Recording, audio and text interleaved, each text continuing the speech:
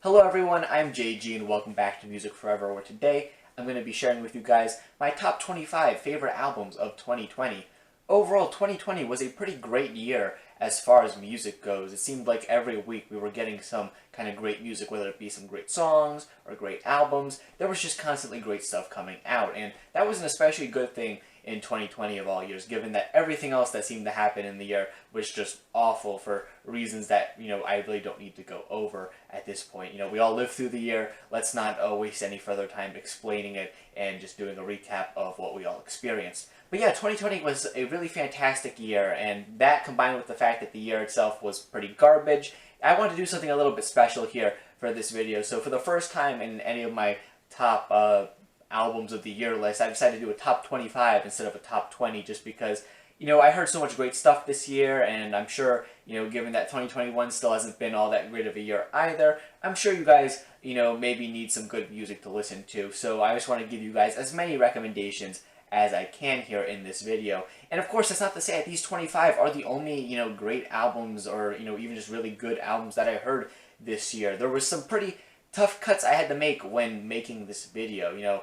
Not only was the sequencing of the albums here difficult to do, but, I had to cut some projects that I thought were really good from being in this top 25 just because I did not have enough room here in this list. I didn't want to bump it up to a top 30 because I felt like that might be a little bit excessive as far as the runtime of this video goes. I'm sure this is already going to be a lengthy enough video as it is, so I didn't want to make this any longer than necessary. So yeah, I stuck with a top 25 instead of a 30 or 35 or anything greater than that. But again, there were still so many good albums I had to leave off this list. That's just how strong a year 2020 was overall. So before we head into the actual list itself, I do want to establish some general rules for this list. For one thing, the albums here on this list had to have been released in 2020, as in January 1st of 2020 to December 31st of 2020.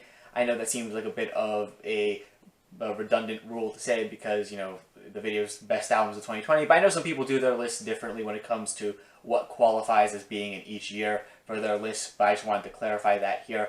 It's, the beginning of the year to the end of the year as it actually was here for this list. The second rule, or guideline for my list rather, is that this is all just based on my own personal opinion, so if you happen to disagree with anything here, that's perfectly fine. Doesn't mean that I dislike your favorite albums or anything like that. It might just mean that I had to cut it from the list because, again, I only had 25 spots here. Or maybe I just haven't heard your favorite album of the year, and because of that, it couldn't be on this list. That's why you should also leave your favorite records of the year in the comment section down below. So not only could you share your own take on this topic, but also you could share some more great music from 2020 that I could check out and maybe some of the other viewers could see and check out too. That would be really great. So yeah, if you could do that, that would be really awesome.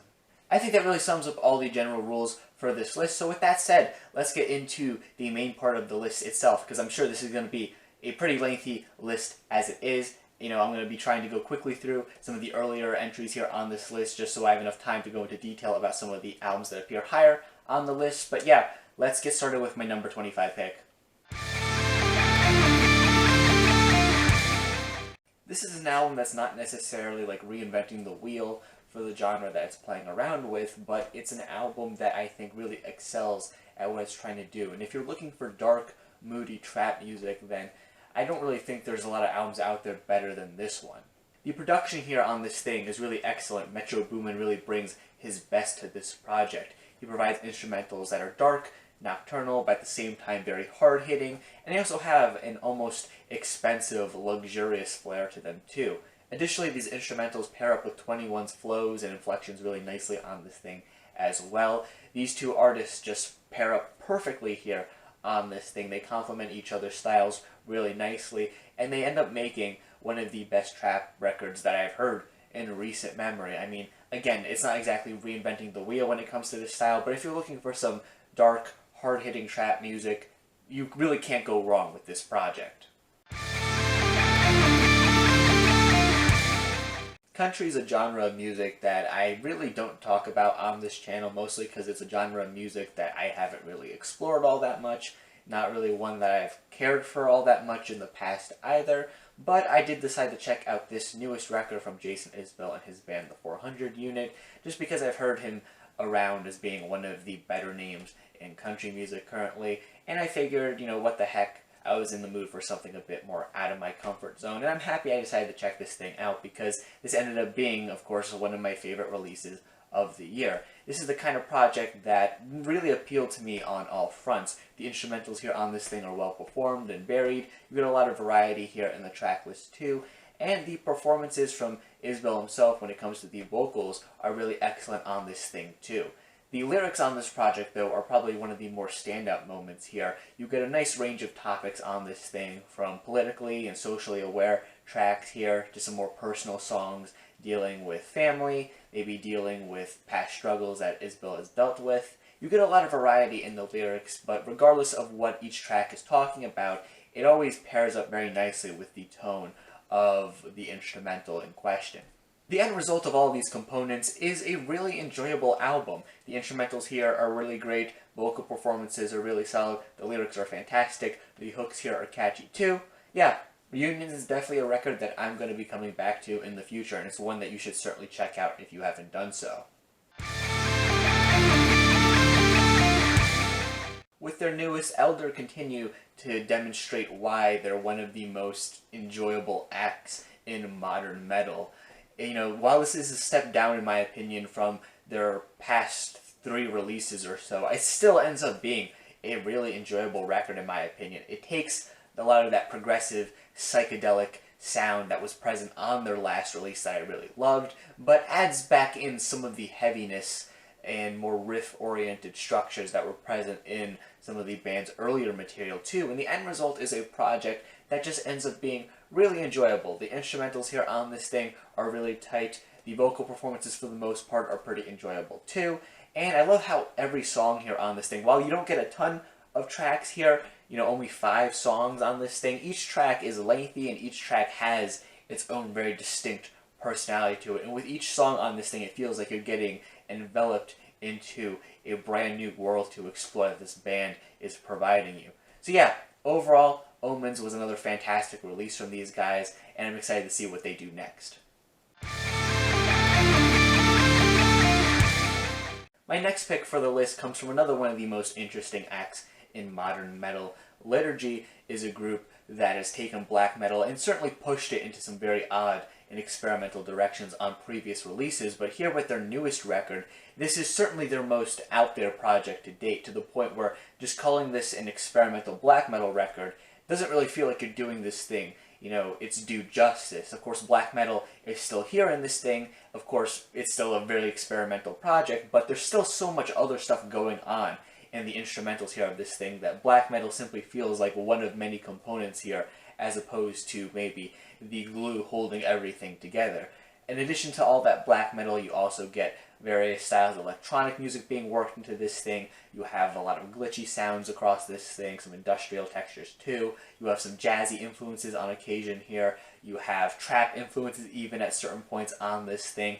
It's a record that on paper maybe seems like a bit of a mess when it comes to all the sounds that are being worked with on this thing, but somehow Liturgy are able to pull it off and make it sound really great with all of these sounds still making it onto this project in one way or another. Another noteworthy thing to share about this record is that it's actually an opera following a story that relates to the general Liturgy lore, which admittedly isn't an aspect of the group that I've ever been all that interested in, but even with all that said, I found the narrative behind this record to still be somewhat interesting. I think the record does a really good job at conveying a lot of the general ideas that each of the tracks are trying to go for just with the sound alone, really. Like, you can listen to these tracks, listen to the album as a whole, and you kind of get to piece together what's going on just based on sound alone, which I think is a pretty big success, once again, given just the wide array of sounds that are worked into this project in one way or another. This is certainly a record that's not going to be for everyone, given just how out there and experimental it is, but, you know, if you like odd music, especially odd metal music, this is a record that you owe it to yourself to check out. It's really great. The newest album from Ka was another one of those releases I found myself returning to repeatedly throughout 2020. This is one of those dense, lyrical hip-hop releases that if you spend a lot of time with it, especially with digging into the lyrics and all of that. You're going to get a lot out of this release. The instrumentals here sound excellent. They have this moody, dark feel to them. They're also a bit low-key, but I think this works as it allows for Kaz rapping to really take the forefront of the record. You know, the instrumentals are never distracting from what he's saying here on this project, but at the same time, they still sound really good. And Ka himself has a ton of fantastic performances across this thing.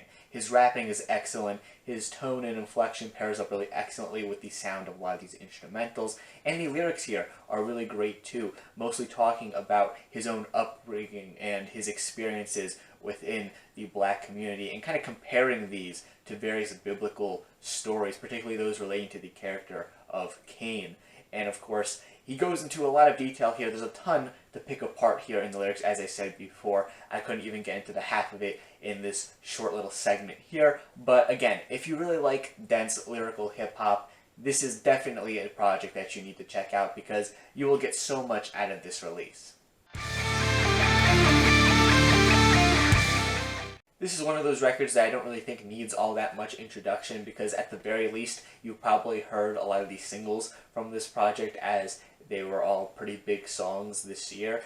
And rightfully so, as After Hours is stacked with fantastic tracks from start to finish. I always felt like on previous releases that The Weeknd was really well suited for making pop music, but you know, a lot of other people thought he was more suited for making moody alternative R&B, but I think here on this project he kind of gets the best of both of those in a sense. Of course, you have the big pop tracks on this thing like Blinding Lights and In Your Eyes, for example, but you do have some of those moodier cuts on this thing. They're not really R&B leaning here, they're more synth driven than ever before, but they still have that kind of dark, moody sound that The Weeknd was known for in the past, and I think these are some of his best, slower, darker cuts just ever, really.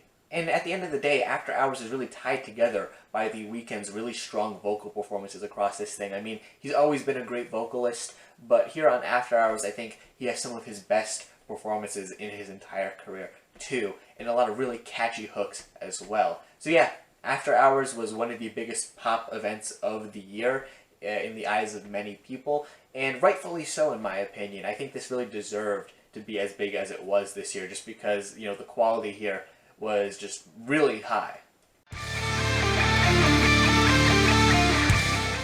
While this isn't my favorite Ninja Sex Party album ever, this is probably the band's most well-rounded release to date. It really feels like this project takes everything I like about the group and has a little bit of all of it on display at certain points here in this project. The band is still doing their typical synth rock sound here on this thing instrumentally, and with the help of TWRP doing the background instrumentals here, it still all sounds really great and fleshed out. But I also really appreciate how the band is willing to experiment a little bit here and there, or step out of their comfort zone, whether it be with like synth funk on Welcome to My Parents' House, or like progressive rock on the lengthy multi-part opener to this thing. You have some ballads mixed into this album as well. This record really provides a lot of variety as far as Ninja Sex Party sound goes. Also, the vocal performances here are really great. The hooks are super catchy, some of the most memorable in the band's catalog, and the humor here on this record is really on point too.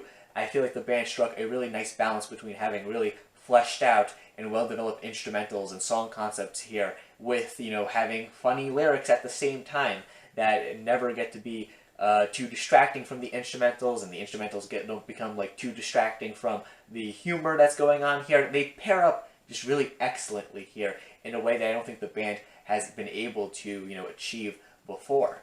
I mean, sure, the band's brand of goofy, wacky humor may not necessarily click with everybody, but if you are one of those people that it clicks for, this is certainly worth checking out, as I feel like this is the most well-developed and well-rounded project to come out of these guys so far. Like I said before, still not my favorite Ninja Sex Party record necessarily, but probably their most impressive and fully realized project to date.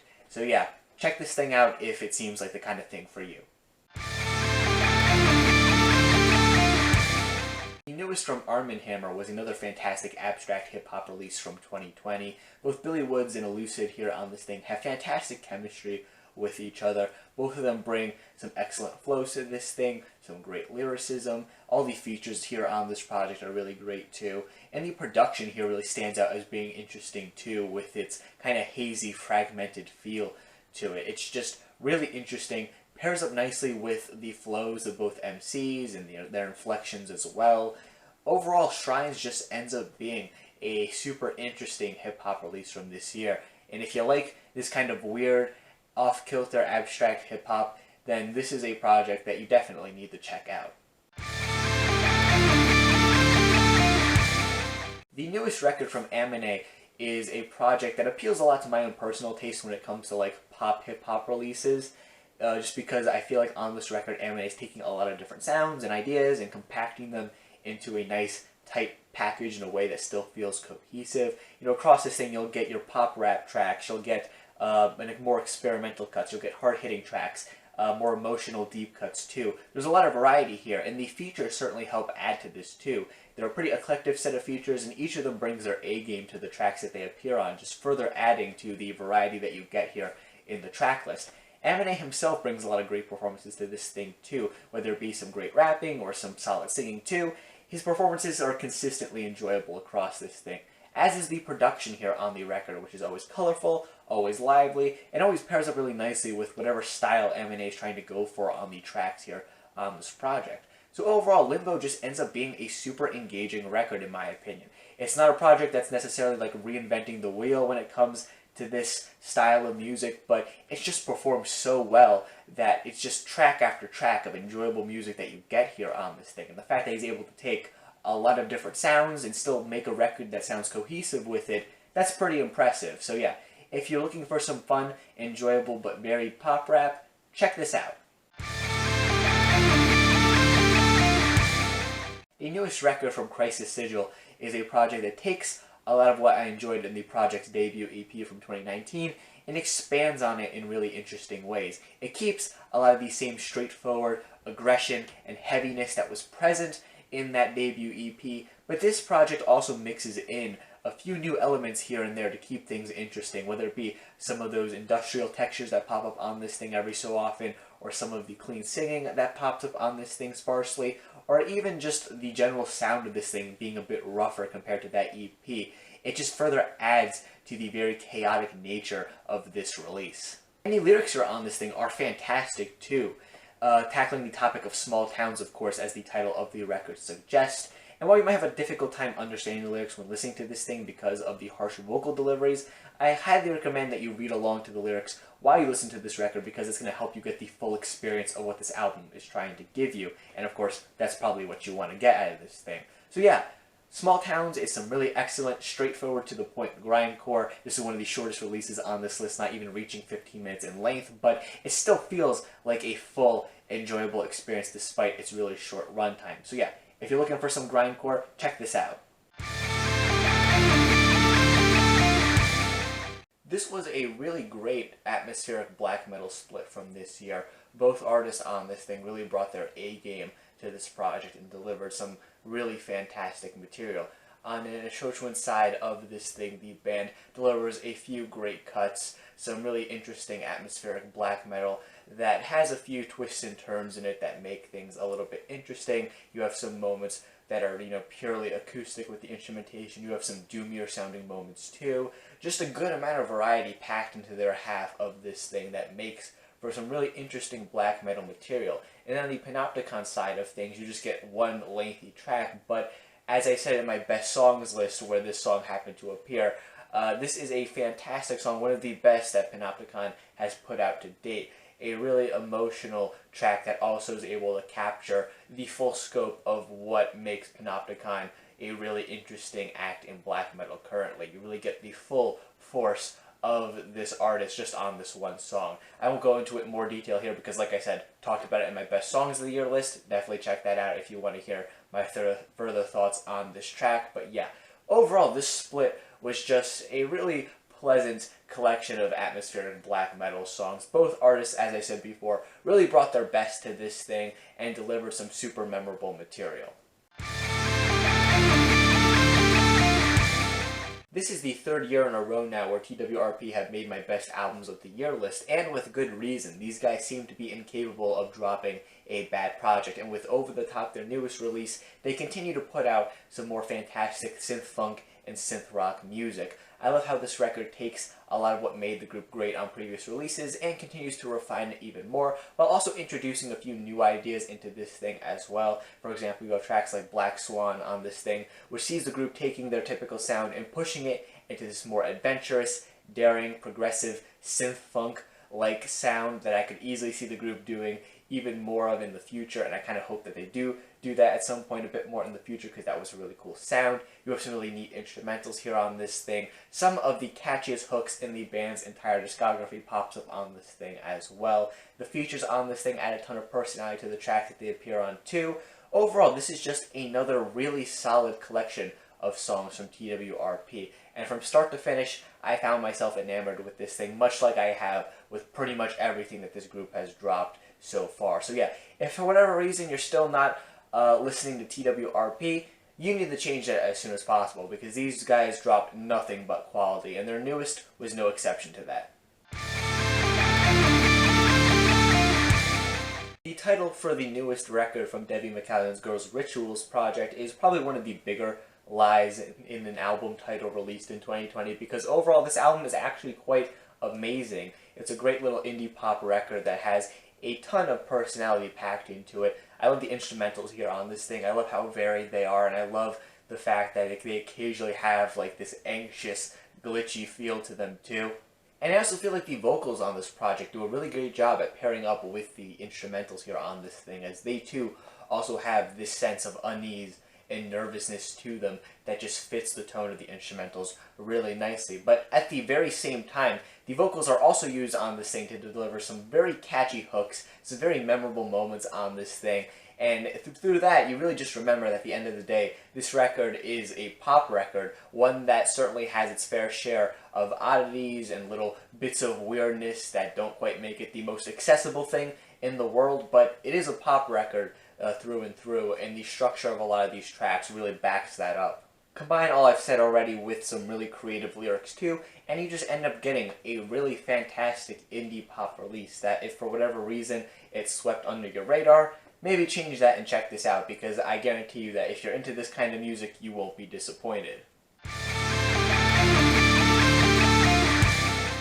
The newest album from Code Orange continues to demonstrate why these guys are one of the most interesting groups in modern metal. This project continues to see the group experiment with their core sound of industrial metalcore, but at the same time it also sees the group occasionally venturing off into some unique experiments too. It feels like at certain points on this project the band is trying to focus in on that core industrial metalcore sound to be as perfect as it could possibly be. I think songs like the title track on this thing are a really great example of that, but there's also moments on this thing, like I said before, where the group decides to indulge in maybe a little bit of experimentation and do things a little bit differently. You have some tracks on this thing where the group decides to go for a more straightforward industrial rock sound. Some moments on this thing that have maybe a bit of an alternative metal sound. And one thing I really like about these experiments, in addition to the fact that they're really well performed, well written, oftentimes they feature some catchy hooks, I also really appreciate how you could really clearly see where these experiments come from when it comes to comparing them to the core sound that this group is known for. And this really helps the project feel very cohesive, despite the fact that you do have some experimenting going on here. And all things considered, Underneath just ends up being another fantastic addition to these guys' discography. Probably their most interesting and varied project to date. So yeah, if you want to check these guys out, this is by no means a bad project to start with. It's pretty great. Check it out. While not quite as great as their second or third album, I still feel like RTJ4 is another really fantastic addition to Run the Jewels' discography that continues to demonstrate how these two always make magic when they work together. Both LP and Killer Mike bring fantastic rapping to this thing. Their chemistry here on this project is fantastic, probably the best that's ever been on a Run the Jewels record. These two just sound perfect for each other, and this project continues to demonstrate why. The production here on this thing is great too. LP really brings his A game when it comes to bringing sleek, futuristic beats to this thing, and both Killer Mike and LP sound great rapping over them, as well as all the featured artists too. And the lyrics here on this project are really great as well. Like on all the previous releases from this duo, it strikes a really nice balance between the fun and playful and the more serious. And some of the more serious moments on this thing, like Walking in the Snow, make for some of the best tracks and some of the most potent material lyrically that I heard in all of 2020. The features on this thing are also pretty great. You have some artists that have worked with Run the Jewels before coming back to bring their A game to this thing, but you also have some newcomers to the duo's discography that are bringing their A game as well. Even some features that I thought were kind of odd, maybe on paper, like 2 Chainz or Josh Homme of Queens of the Stone Age. Some artists that I didn't really think would work all that nicely with the Run the Jewels sound, but they actually do, and they add a lot of character to the tracks that they happen to appear on. So yeah, overall the features on this thing just ended up being fantastic, much like the rest of this project. So yeah, if you haven't, gotten into Run the Jewels yet, if you haven't checked out any of their material, you should certainly change that. And, RTJ4 is not a bad album to start with by any means. In fact, it's a pretty great one. This is definitely one of the odder releases within Blady's discography, but also one of his most interesting and enjoyable in my opinion. Definitely a transitional project though, one that sees him moving away from a lot of the darker, more depressing sounds and lyrics of previous releases in favor of something maybe a bit more hopeful and happy. Not to say that a lot of that older stuff isn't still here to some extent, rather it feels more like Blady is trying to look at that subject matter through maybe a bit more of an optimistic lens this time around. Maybe not quite as fulfilled as either of the 2 records he dropped later this year after dropping this project, but like I said, this feels transitional in a way, and I like how it takes some of those hints that were present on projects like the Ice Dancer mixtape from 2018, as well as the collaborative Trash Island album he dropped with the rest of Drain Gang in 2019, and it takes some of those more hopeful moments on that thing and maybe pushes it a bit further than what was going on in those projects, but not quite to the extent that was on those 2 other albums that he dropped in 2020. As for the sound of this thing itself, it's also pretty interesting because all the tracks on this thing are relatively short. The runtime of the project as a whole is also pretty short, being less than 20 minutes, and everything bleeds together in a way that feels very natural and just pleasant on the ear. This is a project where I often return to it as a whole thing rather than just individual tracks off this thing, which is typically how I listen to most of my music anyway, but I feel like it especially works in the context of this project. Every track on this thing feels more like a subsection of a larger, lengthier piece of music than it does like an individual song that's used to make up a larger album. I know those sound like very similar things, but there's a little bit of a difference here on this thing. It feels more like a big multi-part song than it does, a collection of songs making up an album. But I still think it works really nicely as this lengthy multi-part piece of music. And it's especially helped by the fact that a lot of Blady's performances on this thing are really nice, really catchy hooks across this thing, really memorable melodies here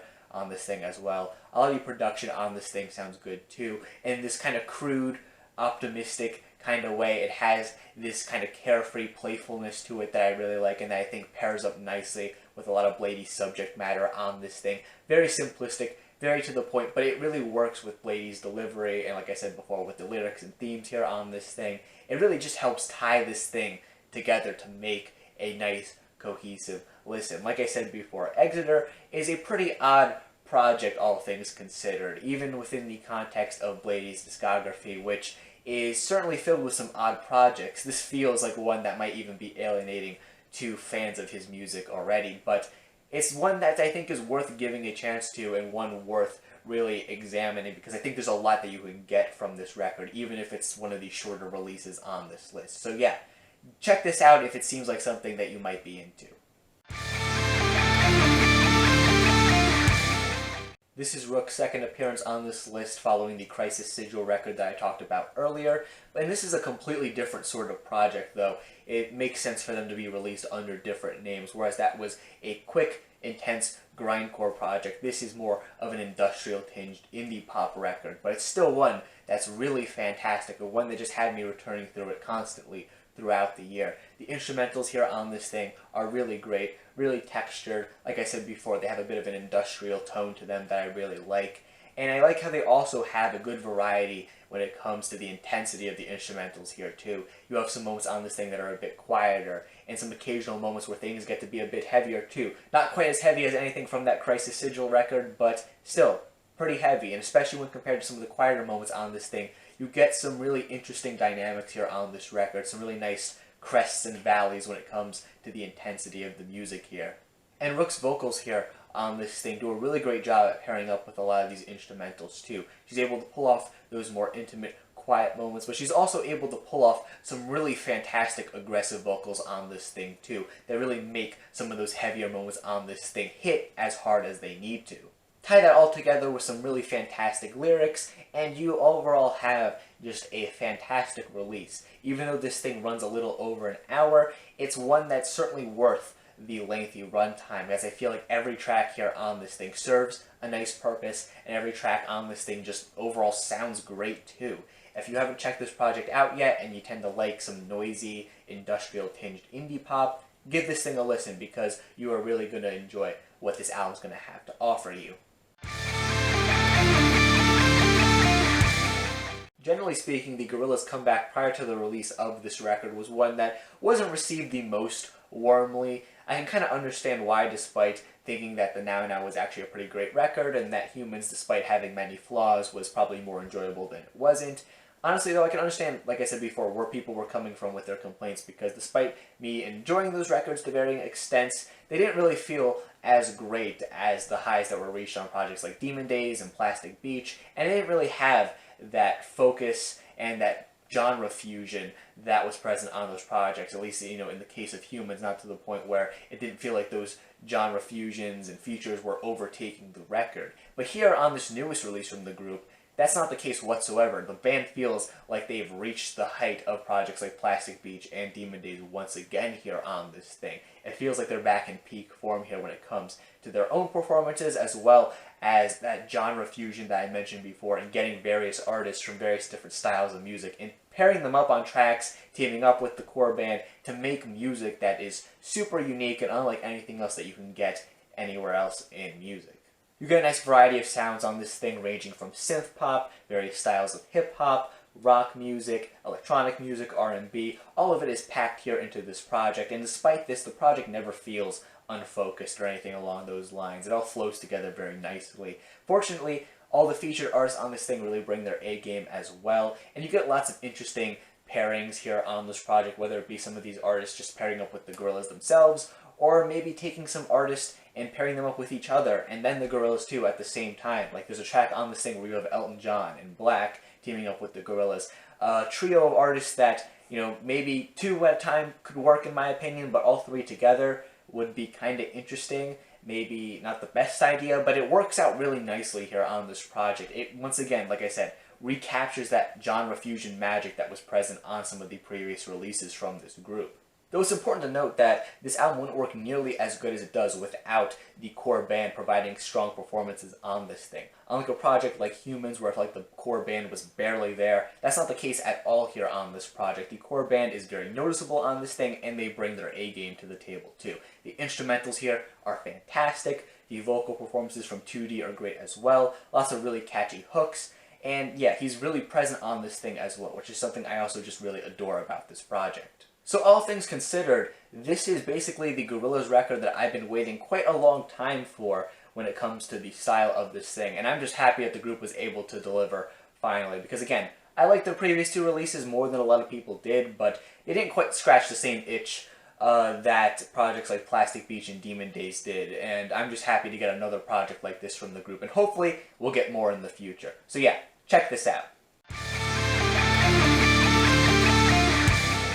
This project here marks Debbie's second appearance on this list so far, and as for Katie, she had another album drop this year that was also really good. Didn't happen to make this list, unfortunately, one of those records that I had to cut, but it was a really good project. And what I'm trying to get at here with this is that these two artists had a pretty good 2020 overall, and this album here is just another reason why, really. This is another indie pop project on this list, one of those indie pop projects that falls into the shorter, more personal and intimate side of things, but this project manages to really stand out in a world where there are quite a few records like this for a good few reasons. One of those really being that the chemistry between both artists here is just really excellent. Another reason why is because the sequencing of the track list here on this record is really excellent. A really interesting thing about this project and how the tracks are laid out is that the first and last song here on the record are the most noisy and energetic, and everything else that comes between tends to be a bit more on the calmer side of things, a bit more melodic, a bit more accessible,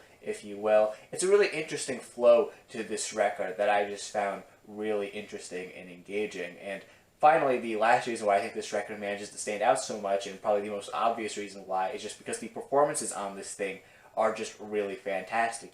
All the instrumentals here on this thing sound great. The vocals across this project sound really fantastic. Both Devi and Katie have fantastic vocals. They're great vocalists. They can do a lot with their vocals, and they really showcase that here on this project. And like I said before, when you combine that with that excellent chemistry that both of them have with each other, you just end up getting a fantastic release. Again, this is an indie pop project that may have slipped past you this year, and if that's the case, and if this is the type of music that you typically listen to, you need to check this out because there's lots of great stuff going on here in this project. One of the interesting side effects of the pandemic happening this year is that we got introduced to the concept of quarantine music, and I say that in my little quotes there because it's not really like this official label or anything like that. I'm just using that to refer to any sort of music that relates to the pandemic that we all experienced this year and are still experiencing. And this is a topic that I've seen a fair bit of mixed reception to. I've seen people dislike it because they don't want to be reminded of all this stuff when they're listening to music. I've seen people like it because they like to see artists talk about this stuff in the real world in their music. I've seen people dislike it because, in their opinion, big name celebrities and people in that sort of field are probably not the best people to be talking about this stuff in a way where, maybe they're trying to present a song as being like really relatable or something like that, because chances are super rich celebrities and super rich musicians are not the kind of people that you're going to be relating to if you're just an everyday person. But in spite of all that, I think that the newest record from Charli XCX is probably one of the best examples I heard in 2020 of, quarantine music, if you will, because I think this project does a really good job at, not only sounding like an interesting project, but also bringing an interesting approach to the concept of quarantine music that I don't really think anyone else did quite as nicely as this project does. I think this project is able to succeed because Charli doesn't really try to make songs that feel like anthems that everyone is supposed to relate to and that, is going to help you get through quarantine or any of that stuff that may have come associated with a lot of other stuff that came out in a similar vein this year. Rather, this project focuses very much just on Charli herself. I mean, the album of the title is How I'm Feeling Now, and it's one of the most accurate album titles I heard this year because, yeah, this album is definitely about how she was feeling back when she wrote this.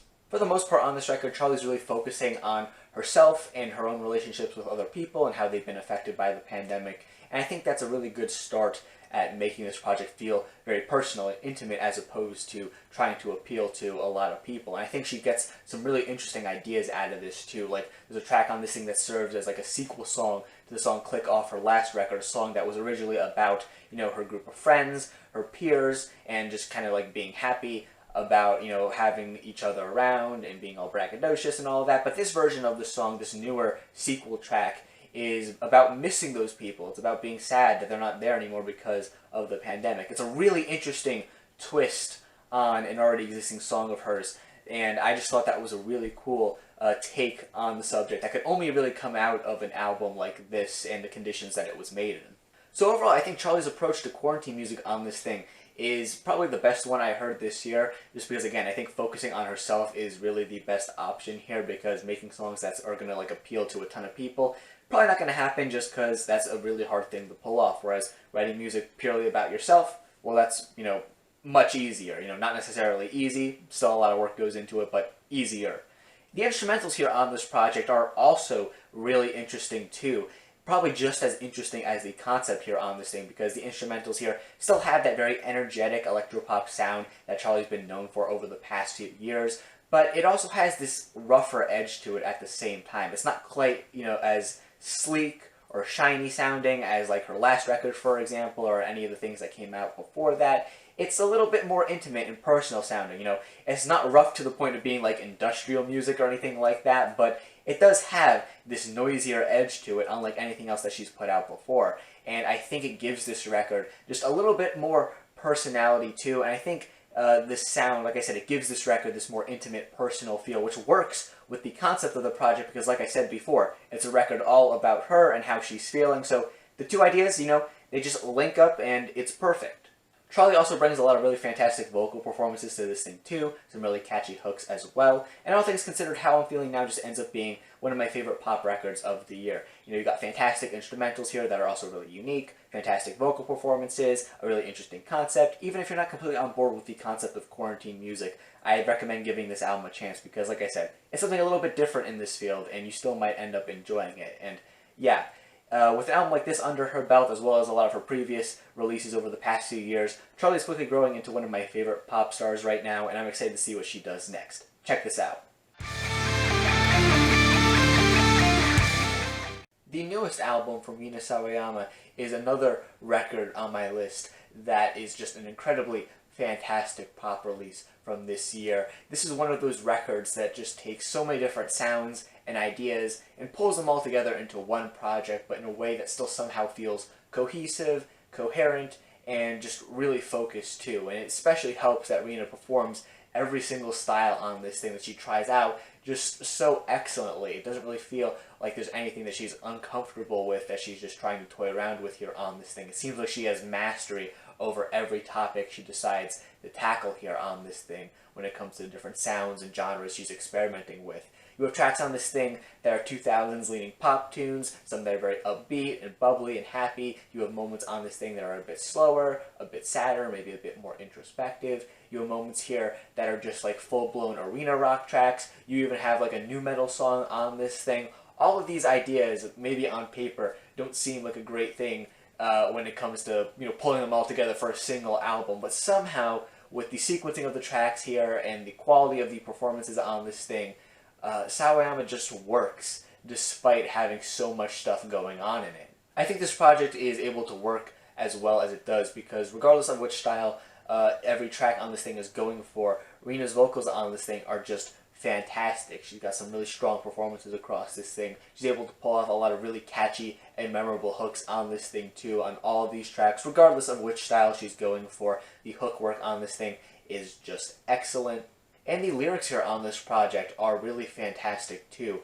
I think that Rina is able to pack every single one of these tracks on this thing with some kind of insightful, detailed, and interesting lyrics. You know, you have songs on this thing like Excess that go into the topic of consumerism and how unhealthy it could be. You kind of have this general concept here on this record of breaking away from traditions, maybe more specifically like family traditions and things along that line. It's a kind of loose concept here on this thing. It's brought up in the opening track to this thing, and you can kind of see it pop up at various points on some of the other songs here.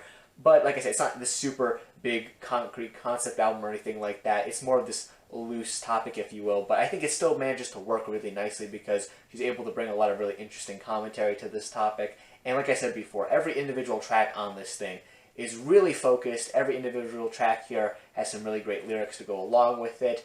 And when you combine that with the really amazing vocal performances, the fantastic instrumentals, and just the sheer variety of content that you're getting here on this record, you just end up with a super interesting, super engaging pop release. You know, this is one of those records that I've seen pop up on many people's best of the year list. It's one of those records that, at least in pop circles, everyone seems to be talking about and really loving. And I think that comes with good reason because, like I said, there's tons to really enjoy here on this record. You know, if you like music, if you like pop music, pop rock, you know, anything kind of in that sphere, I think you're going to get some enjoyment out of this project because, man, there is a ton here on this record when it comes to all the different styles being played around with here. But it's all performed so excellently and all tied together so excellently too. Yeah, this is a great album. The newest release from Clipping was one of my favorites of the year, which should come as no surprise to anyone who's followed my channel, considering the album that they dropped back in 2019, the album that serves as like a companion piece to the one they dropped this year, was my favorite record of 2019. Overall, that was just an excellent project, and this album here is one that continues with a lot of these same fantastic qualities that were present on that release, but at the same time adds just enough new stuff to keep things interesting here. Once again, much like that album, you have Clipping's typical brand of noisy industrial hip-hop here on this thing. You get excellent rapping from Daveed Diggs. You still have the horror-themed lyrics that are tackling social and political issues here in the lyrics. And you still have a lot of really detailed storytelling from Diggs 2 here on this thing that just leads to this project being super engaging as you're listening to it. You're always sucked into the world that's created on each individual song here just because of how detailed and clear all the stories on this thing are. You also get a really fantastic lineup of featured artists on this thing too, which bring their own unique character to the tracks that they're on. But one thing about this record that I think really sets it apart from the record that came out the year prior is that the sound of this thing is a little bit more difficult to get into, I guess. I mean, clipping sound, generally speaking, isn't the most accessible, but I feel like if you take the two records here in this series and compare them, this is the one that's a bit harder to get into. You know, there's less super sticky hooks on this thing. There's more harsh noise packed into the instrumentals on this thing as well. It's a bit more difficult to get into in that regard. I think a newcomer would probably benefit from starting from the other project and then coming into this album here instead of checking this project out first and then checking out that one, because this project here, like I said, a little bit denser, a little bit harder to get into from a sonic standpoint, but I think that's actually a pretty good thing as it gives this record its own unique personality when compared to their existing Addiction to Blood. Not a super big difference in personality, which makes sense after all these albums are supposed to be paired together, but just enough that, you know, if you're a big fan and you're listening to these records and you're paying a lot of attention to them, you are going to notice some differences in them to set the two projects apart, which is good because, you know, you're not just getting a part two to an already existing project or just like this expansion of the sound that was on that project. You know, there's a little bit more nuance in this project than that, and I think it's in those more subtle differences that this project ends up really shining. Overall, Visions of Bodies Being Burned just ends up being another fantastic addition to Clipping's discography, featuring excellent rapping, creative instrumentals, detailed storytelling, some great features, and it just serves as an excellent companion piece to the other album they dropped back in 2019. And when you put these two things together, especially with their very unique and interesting concept, you end up getting what's probably one of the best duology of records I've heard in the past few years or so. Really, these two projects are just two that are not to be missed by any means. So if you haven't checked out either of these records, definitely check them out. And even just taking this record by itself as like a standalone project, ignoring the one they dropped in 2019, this is really great by itself too, and it's definitely still worth checking out. So yeah, check these two projects out. They're fantastic. You will not regret it. This is another fantastic hip-hop record from this year, and one that despite its relatively short length at a little over 20 minutes, there is so much going on in this project, so many details to pick up on, so many different things to get invested in and enjoy, and because of that, I just found myself coming back to this release over and over again over the course of 2020. The instrumentals here on this thing are super creative and interesting. They have this dark, hard-hitting sound to them, but at the same time, there's also like this little bit of an industrial influence at times, maybe a little bit of a metal influence at other times too. A lot of the sample work on this thing is super creative as well. Like for example, on the opening track to this thing, you have a sample of the Black Sabbath song Black Sabbath that is worked to excellent effect. It's one of my favorite parts of this particular song, and it's just super creative in a way that I never would have imagined that original song being worked, being reworked into. And yeah, it's just one really standout moment on this thing instrumentally, and really all the other tracks on this project are equally as interesting when it comes to their own instrumentals and what different sounds and styles they want to tackle. And Backwash's performances on these instrumentals here are really excellent too. Her performances on this thing are consistently passionate, consistently energetic, her flows on this thing are excellent, and the hooks that she brings to this project too are also really memorable and catchy as well in their own unique ways. And the lyricism on this project is really excellent too. Generally speaking, this record deals with the topic of forgiveness and trying to achieve forgiveness in one's own way. A pretty interesting topic, and I love the execution here on this record. You could really hear a lot of the passion and the emotion in Backwash's performances here on this thing. You could hear a lot of the sadness, you could hear a lot of the desperation, the anger at times, the nervousness. All of that emotion comes across just so crystal clearly through Backwash's own performances on this thing. And when paired up with a lot of the instrumentals here on this thing that I mentioned before, you just get like a perfect marriage between, you know, the instrumentals and the vocals and what's going on in that side of things, and you just end up getting fantastic track after fantastic track here on this record. throw in some really excellent features onto this thing as well that add a lot of personality to the songs that they appear on, and you just end up with a super creative, super unique, and super interesting hip-hop album. Like I said before, this is one of my favorites of the year, and one that I just find myself coming back to constantly because of just how engaging all the material on this thing is. And like I said before, even though this thing is really short, it's one that packs so much content, so much interesting stuff into its runtime that it never really feels all that short either. It doesn't feel like this thing is only a little over 20 minutes or so. It feels like a full, lengthy, stuffed project because there's just so much stuff going on in it that you could just get invested in and enjoy. So yeah, overall, Backwash has a super interesting approach to horrorcore on this thing, and if for whatever reason you haven't gotten on board with Backwash and their music yet, you need to change that as soon as possible, because this record here, one of the best records of the year, regardless of genre. While my next pick isn't quite my number one favorite record of 2020, this was probably the record that I think defined 2020 the most for me, just because, lyrically this thing just fit the year so perfectly. Like, it was really hard to find a record that fit 2020 better than this, just because lyric after lyric here on this thing, it was just spot on in a lot of ways. This is one of those records that talks quite a bit about experiences that are probably going to be a bit more relatable to like a millennial audience, an older Gen Z audience, maybe even like a younger Gen Z audience too. It covers quite a good array of topics, most generally speaking, living in a world where it seems to be getting worse and worse with every passing day, and just feeling like you don't really have much control over that at all. You have discussion on this thing of mental health, poverty, addiction, just a lot of heavy stuff here on this thing, but a lot of stuff that I think is going to be relatable to a good amount of people out there. Not necessarily everything, maybe, but there's going to be a lot of moments on this thing that click with you if you happen to be in that particular demographic of people. And what I find most interesting about a lot of the lyrics and themes here on this record is that despite this record feeling very 2020 in nature, this record actually dropped back in February of 2020 before most of the worst of 2020 really set in for a lot of people.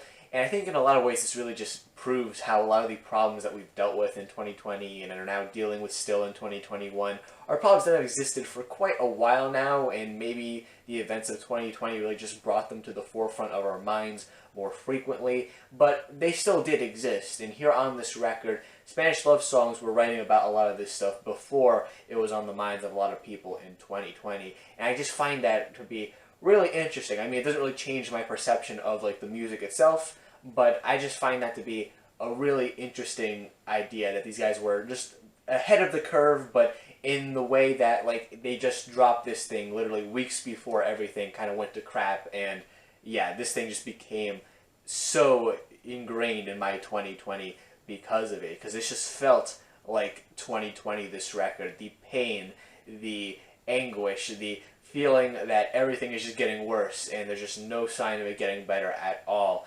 You get that feeling when listening to this project. It's to the point where when I return to this thing throughout the year, especially towards the end of the year to prepare for this list, some of the listens I gave this record were the most fun, I guess, in a way, not because the record was bad, but more so because you kind of need to be in the right state of mind, I guess, to really appreciate this album without it becoming like a complete downer to listen to. And yeah, I guess that really just speaks for how painfully relatable this record could be at times. Though, of course, the lyrics and themes here on this record aren't the only fantastic part of this thing, too. Everything else here is really excellent and great and is used to elevate this album to be one of the best of 2020. All the instrumentals here are excellently performed. The band performs a style of pop punk with a fair amount of emo influence in it as well. And the vocals here on this project are really excellent too. Very passionate, very powerful. They do an excellent job at conveying a lot of the emotion present in the lyrics here on this thing. You could really feel all of those emotions I mentioned before in the vocalist delivery here on this record. It is just that clear through how he's singing here. And the hooks here on this record, super massive, super catchy. You're going to want to sing along to all the choruses here on this record, not just because they're super relatable, but also just because they're genuinely catchy. Brave Faces Everyone just ended up being one of the most impactful listens I had in all of 2020. The tone of this thing, the lyrics, the performances here, it all just really embodied 2020 and the feeling of living through 2020 in a way that I don't really think any other projects really did. This just ended up being super memorable for that reason. I feel like years from now, decades from now, when I'm a much older music fan, hopefully still alive, and I look back on 2020 and remember the year, especially when it comes to music, I have a feeling that this is probably going to be the first record that comes to mind because, man, the feel of this record, it was just so perfect for this year in terms of the tone, mostly bleak, mostly kind of depressing, but maybe with a little bit of hope mixed in there as well. Maybe just the slightest bit of optimism that things might get better. So of course, like every other project on this list, if you haven't given this a listen yet, I highly recommend you check it out. Though, I guess, a fair warning, if you're not exactly in the happiest state of mind, maybe this isn't exactly the best record to listen to because it's probably not going to make you feel all that much better. Unless you happen to like listening to really depressing music when you feel sad, in which case maybe this is the perfect album to check out at the time like that. I don't know how your music listening works, but if that works for you, listen to it then. Either way, just get around to listening to this record at one point or another because it's amazing. Black Dresses was the collaborative music project between Debbie McCallion and Ada Rook, two artists that you should be familiar with a bit if you've watched through all of this video, considering that both artists had two albums already appear on this list of their own. So I guess they have 5 albums collectively together here. You could probably guess that 2020 was a pretty good year for them in terms of quality of the music they were putting out, and honestly for me, the collaborative record they put out, which also served as the final Black Dresses project, was easily my favorite of the 5, even though it was, a pretty tough competition. I loved all 5 projects, as you could tell by them all being here on this list, but still, despite that fact, Peaceful as Hell, from the first listen of this record, I knew that this was something special and that this was definitely going to be very high up on this list. One thing I really like about this record is just the sheer variety of different ideas packed into this thing's runtime. Generally speaking, I guess you could say that this record would be, classified as like an industrial record, because, you have quite a bit of like harsh industrial noise going on throughout this thing. But, there's still a ton of other different genres and sounds and ideas being mixed into this record at various points that just calling it industrial doesn't really seem, to be all that specific when you're just dealing with all of this content here in this project. There's tracks on this thing where the group is taking a bit more of a traditional pop sound, a more traditional electropop sound that is, maybe with still a bit of that harshness mixed in there too. There's tracks on this thing that go for a more industrial rock sound. There's moments on this thing that maybe just play really heavily into that noisier industrial side of the duo. There's parts on this thing that are really aggressive, parts on this thing that are a bit more quiet and reserved. There's just a ridiculous amount of variety across this thing, and yet it never really feels unfocused or cluttered or anything like that. I think primarily due to the fact that, again, that industrial tone is still present throughout pretty much all of the tracks here. Additionally, Rook and Debbie bring some fantastic vocal performances to this project too. For as diverse as the instrumentals are on this project, the variety that you get from the vocals here on this thing is also pretty fantastic too. These two are both able to handle quite a lot with the vocals here on this thing. You have moments with very aggressive shouting and screaming. There's other moments on this thing where the vocals are very reserved and quiet, and you get pretty much anything in between those two different extremes here on this project. These two can handle so much here with the vocals here, and they're not afraid to showcase that. And when you combine that with the variety of the instrumentals here, you just get a project that's consistently throwing you new and interesting ideas throughout its runtime. While there isn't like an overarching concept to the record, in terms of like narrative and its lyrics or anything like that, there is this constant sense of unease and nervousness and anxiousness I feel in a lot of this record that's oftentimes juxtaposed with some of the calmer moments here on this thing. I really feel like the title of the record is very much displayed through the sound of this thing, because there's some moments here that are certainly peaceful, but other moments that are just, absolute hell when it comes to the intensity that they bring here, and you really get everything in between those two extremes as well here on this project. Not sure if that was intentional or not, but I really felt like the title of this thing fit the record really nicely, and overall this record and its tone just fit the tone of 2020 as a whole really nicely too. You know, maybe not quite to the specific extent that like the Spanish Love Songs album I was talking about before did, because I felt like the lyrics on that record were very 2020-like in nature in a sense, whereas the lyrics here on this project are a bit more personal, still really well written though I should add. But in terms of the tone of this thing, it's still very much fit in with the very hellish, dark, anxious tone that I think a lot of us were dealing with throughout 2020. Peaceful as Hell was just a fantastic experience from start to finish. One of those records, like I said before, that from the first listen I knew it was something special. I knew it was going to be on a list like this. Didn't know it was going to be #1 back in April, but you know, with how much I played this record and how much it fit 2020, I can't see it making any other spot on this list but #1. I guess it's kind of a shame that we won't be getting any more albums from Black Dresses, but considering both members are still pretty active in terms of album releases, I guess we're still going to be getting more great content from them in the future, and given the quality of this record, I mean, I guess I could say it's a fantastic record to go out on. So yeah, if you have not checked out Peaceful as Hell yet, and this is the kind of record that would appeal to you, then definitely check this thing out because you will not regret it. It's fantastic. It's #1 on this list for a reason. And that there sums up my list. I know it was a rather lengthy one, but I did want to give you guys 25 really fantastic picks for you to maybe check out if you haven't done so already, because, you know, here in early 2021, it seems like things aren't all that much different from 2020, so I guess we could all still use some really fantastic music to get us through these not-so-pleasant times. But of course, this was just my own personal opinion, and I'm sure the ordering here of this list is going to change over time. Maybe even like a week after I upload this, it'll be different. But yeah, as of right now when I'm recording this, these are my thoughts. These are 25 great records. Regardless, you should definitely check them out. Of course, drop your own list down in the comment section down below. I greatly appreciate seeing what records you guys happen to really enjoy from this year, so I could check them out maybe, and so that maybe other people down there reading the comments could check out your picks too. Additionally, if you'd like to know what some of my honorable mentions were for this list, I actually have a list on my Rate Your Music account, which is linked in the description down below, ranking all the albums I heard in 2020. You can go on there, you can see what records just fell outside this top 25, and yeah, those are basically the honorable mentions, you know. I have little descriptions written in there and everything, so it should be pretty easy to figure out which projects in there I really liked and which ones are also worth checking out besides the 25 that I talked about here today. So yeah, once again, that's linked in the description down below. Highly recommend you check that out for more great music. And with that said, I think that sums up really everything I had to share here in today's video. So yeah, leave a like if you enjoyed. Make sure you subscribe for more music-related content. Check out my other 2020 year-end list. But yeah, thank you guys for watching, and stay golden.